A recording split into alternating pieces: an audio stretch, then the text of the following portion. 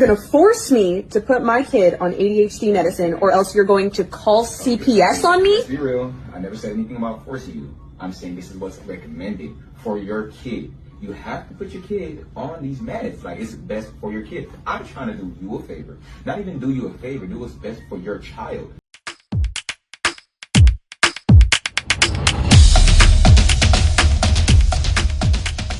Hey Special Family, welcome back to another Fair Use Reaction video. A lot of parents have been complaining that they are being forced to put their kids on ADHD medicine.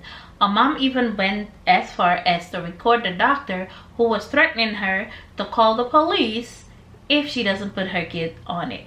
Don't take it from me, let's watch the story together.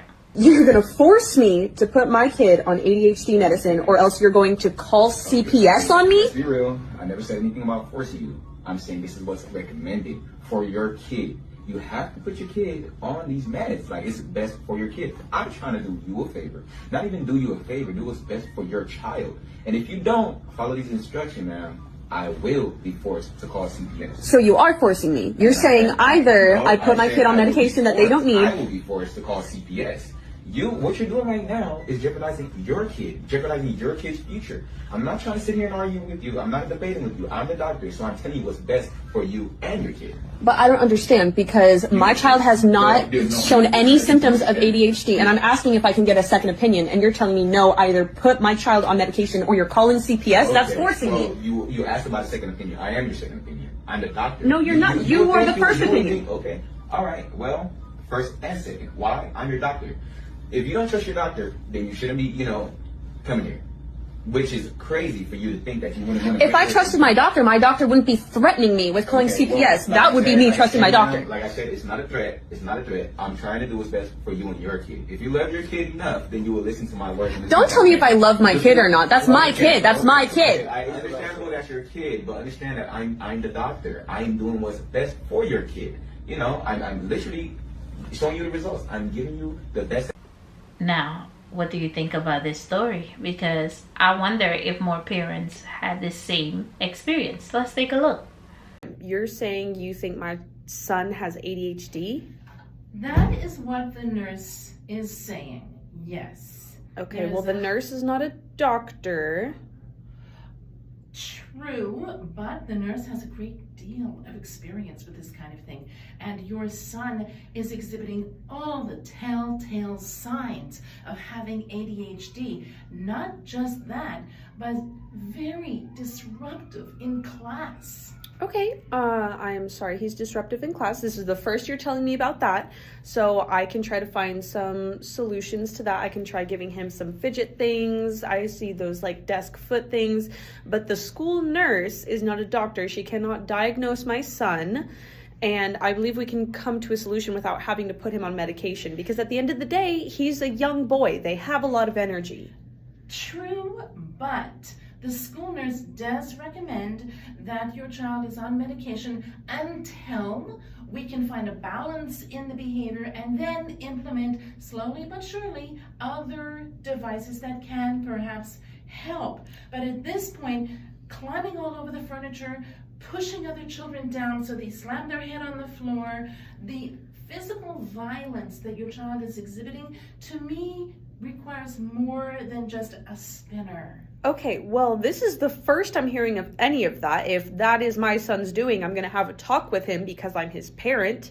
But I feel like, had this happened prior to today's, you should have let me know ahead of time and I could talk to those parents. So this seems really irresponsible, first and foremost. And second of all, if I say I want to try things to help my son without medication first, then your job is to be like, yes, here's what is and is not working in the classroom. You can't tell me that I have to put my son on medication. Oh, I'm not saying you have to.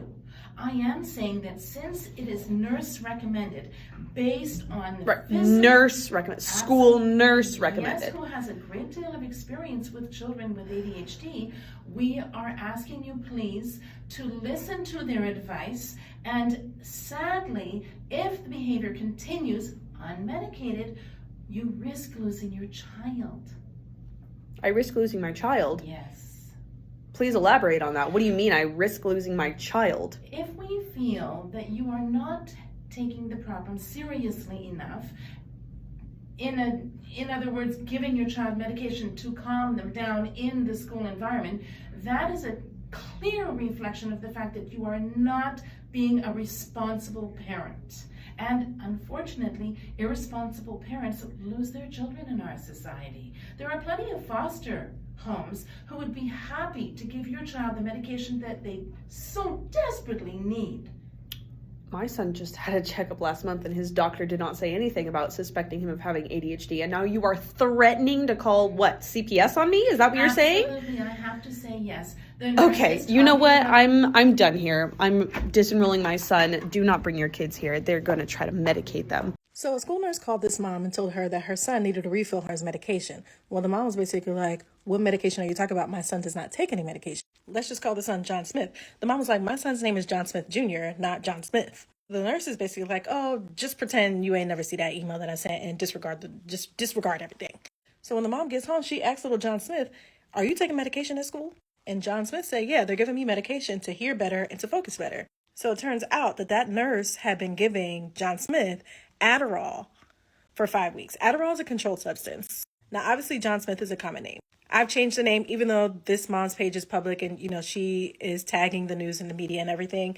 I personally just don't feel comfortable naming the child because there's another child, presumably the other John Smith, who is on this medication, and I don't feel comfortable posting that. But regardless, both children have a common name. It's just that one's a junior and one's not. To my fellow nurses, this is the importance of doing it right every single time. Because in 5 weeks, that nurse should have caught this medication error at some point. Both of these John Smiths presumably have different birth dates. I don't know if they have some sort of electronic health record or whatever they have. They should have different identifying numbers. But now, unfortunately, this has gone public. And like in this comment thread, I saw it. They are naming that nurse by name. She is definitely going to face some sort of disciplinary action if she hasn't already. Always check that you have the right patient, the right dose, the right route, just everything. Check it all. Now, the unfortunate thing is that this nurse is probably going to take the fall for this. And it may be that she was just completely negligent, but often it's not just the people, it's the system that's causing these errors.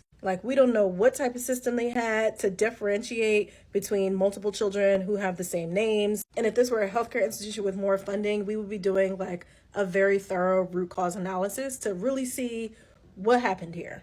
But we'll see what happens. There's a concern that children in the United States are being over-medicated. I don't think we can deny that certain industries, I'm talking about the pharmaceutical industry, of course, they have a financial incentive to place people on medication. We're only one of 2 nations worldwide where pharmaceutical companies can advertise directly to the consumers. Their incentive 100% is, I would argue, is never the well-being of somebody, but is their bottom line profit. Yeah, sadly, I don't disagree with you there. When someone is screened for something, our first line treatment should not be medicine, right? It really should be, especially for depression and self-harm, is getting that person to engage in some kind of therapy. There's something wrong if we need to prescribe children a methamphetamine derivative to get them to behave in school. So, and is that really what it's based on? Is a behavioural issue? Yeah, getting them to attend, getting them to behave and trying to get them to learn. So basically just doping them up. Yeah, exactly right. Which I can't imagine that their retention of any information shared during that time is going to be great either. Yeah, and I'm thinking for the child, it's got to be a horrible experience. Now, some of these people were Indigenous or First Nations people, and I'm thinking, they want to be on country and land and learning from their elders, and they're being forced into an education system it's been imposed. And education is important, and I'm not here to, have an opinion or take away from the importance of education. But we were having a conversation before about how different people respond to different environments. They learn differently. They absorb information differently. Yeah. They relate to people differently. And we've got this school system that was, in my opinion, it's 40 years out of date, and we're forcing these kids through. And so when I saw that, we're having to prescribe and these children were on these medications to get them to go to school, I went, there's something wrong. Let's talk. meds. Parents, if you know your kid needs meds, give it to them. Please.